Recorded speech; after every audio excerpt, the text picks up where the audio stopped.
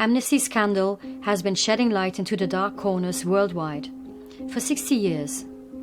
In the Xinjiang Uyghur Autonomous Region, the Chinese authorities have brought repression and surveillance to new extremes. Blood samples, DNA sequences, fingerprints were collected on a massive scale to track people's whereabouts. Through this massive digital surveillance policy, the Chinese government strengthens its authoritarian grip on the population in the border region of Xinjiang.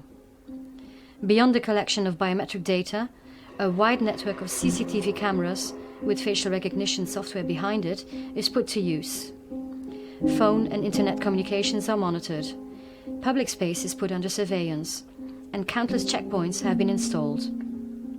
There is even a program whereby Uyghur families are forced to provide housing to a Han Chinese party member.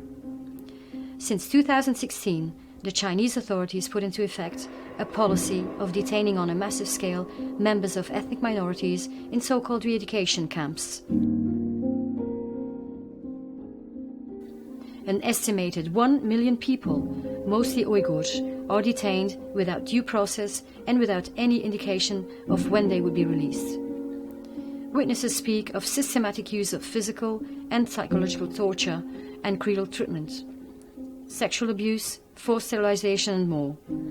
Experts have alleged that the Chinese authorities systematically aim at drastically suppressing birth rates of Uyghurs and other ethnic minorities.